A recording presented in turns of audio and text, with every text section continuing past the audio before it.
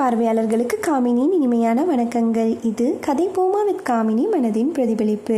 என்னுடைய கேள்வியை கேட்குற எல்லா லிசனர்ஸ்க்கும், என்னுடைய கேள்வியை பார்க்குற எல்லா வியூவர்ஸ்க்கும், to my subscribers, wish you very happy evening. நான் ரொம்ப நலமாக இருக்கேன், நீங்களும் ரொம்ப நலமாகவும் வளமாகவும் இருக்கீங்கன்றதை நம்புகிறேன். நேற்று நான் ஒரு புக்கு படித்தேன். அந்த புக்குடைய சம்மரியை உங்ககிட்ட ஷேர் பண்ணுன்றதுக்காக தான் இந்த ஒரு ஷார்ட்ஸ். தொடர்ந்து என்னுடன் இணைந்திருங்கள். நான் எப்பவுமே என்னுடைய ப்ரீவியஸ் கேள்வியாக இருக்கட்டும் நிறைய இடத்துல பதிவு பண்ணியிருப்பேன். எனக்கு புத்தக வாசிப்பு பழக்கம் இருக்குது. எப்போவுமே ஒரு மாதம் கண்டிப்பாக ஒரு புக் நான் ரீட் பண்ணிடுவேன். பட் கடந்த ஒரு 2 மாதங்கள் என்னால் அதை முழுமையாக பண்ண முடியல. ஏன்னு கேட்டிங்கன்னா, நான் வேறு ஒரு ஒர்க்கில் கான்சென்ட்ரேட் பண்ணுறதுனால எனக்கு இதுக்கு போதுமான டைம் கிடைக்க மாட்டுது. பட் அதை காட்டிலும் நான் என்னென்ன புக்ஸ் படிக்கலாம் அப்படின்ற மாதிரி நிறைய கலெக்ஷன்ஸ் நான் எடுத்து வச்சுருக்கேன். ஸோ அப்போ பார்க்கும்போது தான் நேற்று எனக்கு ரொம்பவே கொஞ்சம் மைண்ட் ஒரு மாதிரி இருந்துச்சா. நான் எப்பவுமே கொஞ்சம் டிப்ரெஷன் அந்த மாதிரிலாம் இருக்கும்போது ஏதாச்சும் கொஞ்சம் மோட்டிவேஷனாக கேட்குற பழக்கம் அதுவும் இருக்குது. அப்போ பார்க்கும்போது தான் நான் எடுத்த கலெக்ஷன்ஸ் பார்க்கும்போது கொஞ்சம் ஒரு மாதிரி ஒரு பிரைட்டாக ஒரு புக்கு பார்த்தேன். அதான் தி ஆஸ்பிரண்ட், ஸ்க்ரீனில் வருது இல்லையா, தி ஆஸ்பிரண்ட், ஜோசப் மேத்யூ அப்படின்ற ஒருத்தவங்க எழுதியிருக்காங்க. ஸோ இந்த புக்கை தான் பார்த்தேன். இதை பார்த்த உடனே இதில் ஏதோ ஒரு டிஃப்ரெண்ட்டாக இருக்குது, கண்டிப்பாக இதை நம்ம படிக்கணும் அப்படின்ற மாதிரி எனக்கு தோணுச்சு.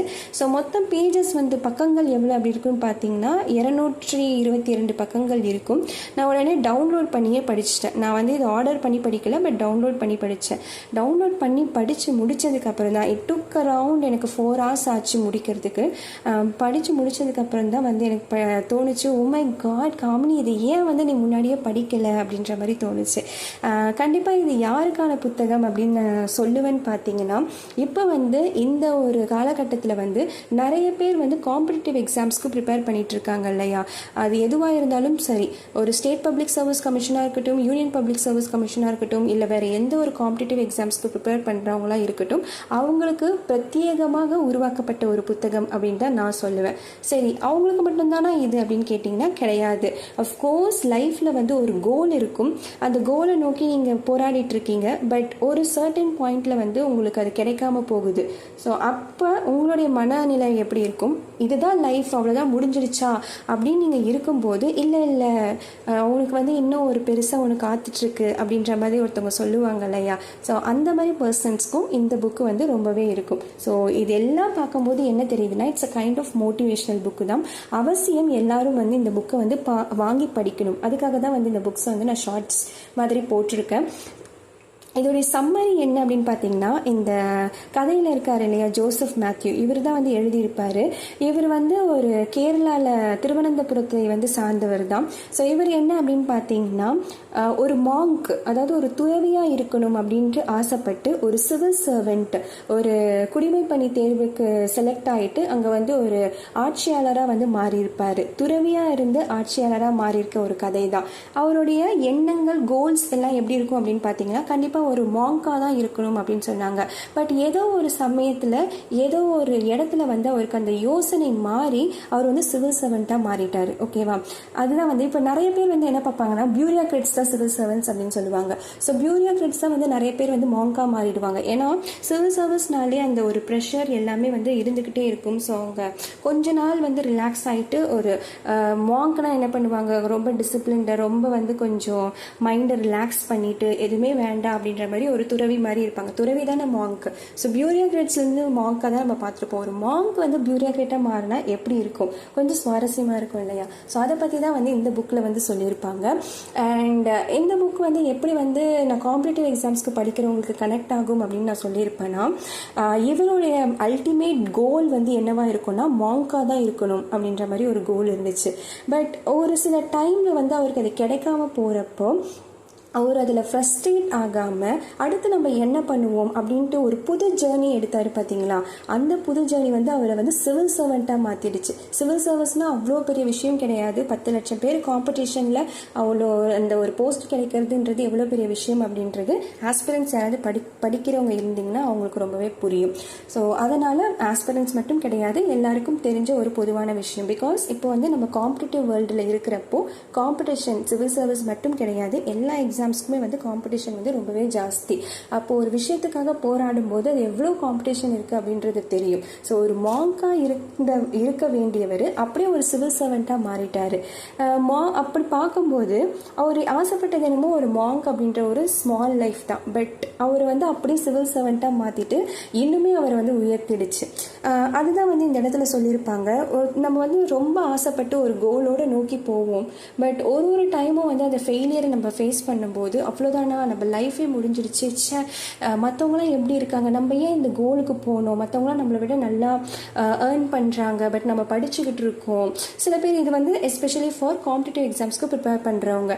அண்ட் சில பேர் வந்து ஒரு வேறு செக்டாரில் ஒர்க் பண்ணுவாங்க, ப்ரைவேட் செக்டாரில் ஒர்க் பண்ணுவாங்க. மற்றவங்களாம் வந்து நம்மளை விட அதிகமாக சம்பாதிக்கிறாங்க, நம்ம ஏன் ஜம்ப் பண்ண முடியல, நமக்கு நேரம் சரியில்லையா, லக் இல்லை, இந்த மாதிரி நம்ம வந்து ரொம்ப ஃப்ரஸ்ட்ரேட் ஆகும் இல்லையா.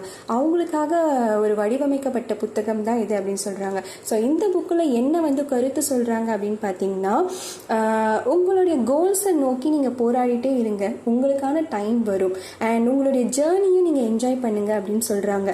பிகாஸ் மாங்க்ன்றது ஒரு ஜஸ்ட் அவருடைய சர்க்கிளுக்கு மட்டும்தான் தெரியும். பட் ஒரு சிவில் சர்வெண்ட் அப்படின்றது அவரை வந்து எல்லாருக்குமே வந்து அவரை காட்டியிருக்கு. இப்போ ரொம்ப வெல் சாட்டிஸ்ஃபைடாக இருக்கார். அவர் என்னென்ன ஜேர்னியை கடந்து வந்தார் அப்படின்றத பியூட்டிஃபுல்லாக சிம்பிள் இங்கிலீஷில் வந்து அவர் வந்து எக்ஸ்பிளைன் பண்ணியிருக்காரு. எனக்கு ரொம்பவே பிடிச்ச புத்தகம். இதுதான் வந்து நான் எப்போவுமே சொல்லுவேன். Even in my friends circle கூட நிறைய பேர் வந்து இந்த மாதிரி காம்படிட்டிவ் எக்ஸாம்ஸ்க்கு ப்ரிப்பேர் பண்ணுறாங்க. எப்போவுமே வந்து நான் அவங்களுக்கு ஒரு மோட்டிவேஷனாக தான் இருப்பேன். அவங்க எதை கிளியர் பண்ணுறாங்களோ இல்லையோ, நம்ம வந்து நம்மளான ஒரு சப்போர்ட் என்ன அப்படின்னு பார்த்தீங்கன்னா மோட்டிவேஷன் தான். நீங்கள் ஒர்க் பண்ணிகிட்டு இருக்கீங்க, உங்கள் ஃப்ரெண்ட்ஸ் வந்து காம்படிட்டிவ் எக்ஸாம்ஸ்க்கு படிக்கிறாங்க அப்படின்னா உங்களால் முடிஞ்ச ஹெல்ப் வந்து ஒரு புக்கு நீங்கள் வாங்கி தர முடியும். அவங்க எக்ஸாம்ஸ் ப்ரிப்பேர் பண்ணனா அதுவே வந்து வெல் அண்ட் குட். இதெல்லாம் உங்களால் முடியலன்னா கூட அட்லீஸ்ட் அவங்கள டிஸ்கரேஜ் பண்ணாமல் அவங்கள என்கரேஜ் பண்ணுங்கள். என்கரேஜ் கூட வேணாங்க, அவங்களுக்கு ஒரு பாசிட்டிவாக ஒரு மாரல் சப்போர்ட்டாக இருக்கணும். விடுமச்சு கிளியர் பண்ணிடுவேன் அப்படின்ற மாதிரி ஒரு பாசிட்டிவான மாரல் சப்போர்ட் தான் வந்து எல்லா ஆஸ்பிரண்ட்ஸுமே வந்து எதிர்பார்ப்பாங்க. ஸோ அது கொடுத்தா போதும் அப்படின்ற மாதிரி தான் இந்த புக்ஸில் வந்து அழகாக வந்து டிஸ்கிரைப் பண்ணியிருப்பாங்க. இந்த புக்கோடைய எண்ட் ஆஃப் த பேஜில் அழகாக ஒரு கொஸ்டின் போட்டிருப்பாரு. If you to not become what you once aspire to become, does it matter? அதாவது நீங்கள் ஒரு காலத்தில் ஆக விரும்புவதை நீங்கள் ஆகவில்லை என்றால் அது முக்கியமா அப்படின்ற மாதிரி கொஸ்டின் பண்ணியிருப்பாரு. The aspirants look for an answer to this perennial question. இந்த வற்றாத கேள்விக்கான பதிலை தி ஆஸ்பிரண்ட் தேடுகிறது, இந்த புத்தகம் தேடுகிறது. It is the story of a young man who once wanted to become a monk but ended up becoming a monk of a different order, that is a civil servant. ஒரு காலத்தில் துறவியாக மாற விரும்பிய ஒரு இளைஞனின் கதை இது. ஆனால் இறுதியில் வேறு ஒரு துறவியாக ஒரு அரசு ஊழியராக மாறியது. அழகான புத்தகம். கண்டிப்பாக வந்து ஆஸ்பிரன்ஸ் அப்படின்ற ஒரு பேருக்கு ஏற்ற மாதிரி யாராவது ஆஸ்பிரன்ஸ் இருக்கீங்கன்னா கண்டிப்பாக இதை வாங்கி படிங்க. ஆஸ்பிரன்ஸ் மட்டும் கிடையாது, லைஃப்பில் ஒரு கோலோடு நோக்கி போகிறவங்களுக்கு ஏதோ ஒரு ஃபெயிலியர் ஆகுது அப்படின்னா இதை விட இன்னொன்று பெருசாக இருக்கும் அப்படின்ற மாதிரி தானே எல்லாரும் சொல்லுவாங்க. விடுமச்சி இதை விட உனக்கு பெருசாக ஏதோ இருக்குது அப்படின்னு நம்ம வந்து சும்மா ஒரு வாய் வார்த்தைக்கு தான் எல்லாம் சொல்லுவாங்க. பட் உண்மையாகவே இதை விட ஒன்று பெருசாக இருக்குது அப்படின்றத இந்த புத்தகத்தில் ஜோசப் மேத்யூ சார் வந்து அழகாக வந்து நிரூபிச்சிருக்காரு. ஸோ உங்களுடைய கோல் ஒன்று இருக்குன்னா கண்டிப்பாக அதை நோக்கி போங்க. Don't give up. யார் என்ன சொன்னாலும் பரவாயில்ல. ஒருத்தவங்க உங்களை டிமோட்டிவேட் பண்ணுறாங்கன்னா நீங்கள் மனசில் எடுத்துக்க வேண்டியது என்ன அப்படின்னு பார்த்தீங்கன்னா, அவங்களால பண்ண முடியல, அவங்க உங்களை பற்றி பயப்படுறாங்க. ரெண்டு விஷயம்தான். அவங்களால பண்ண முடியல, அவங்க உன்னை பற்றி பயப்படுறாங்க.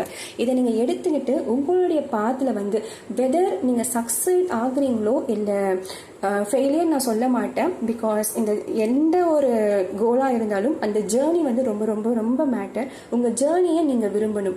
எவ்வளோக்கு எவ்வளோ உங்கள் ஜேர்னியை நீங்கள் விரும்புகிறீங்களோ அவ்வளோக்கு அவ்வளோ உங்களுக்கு சக்ஸஸ் வந்து கண்டிப்பாக கிடைக்கும். பட் அதற்கான டைம் வந்து நமக்கு தேவை. ஓகேவா? ஸோ அந்த டைம் வரைக்கும் நீங்கள் வெயிட் பண்ணுங்கள். கிவ் அப் பண்ணாதீங்க. உங்கள் ட்ரீம்ஸை நோக்கி போங்க.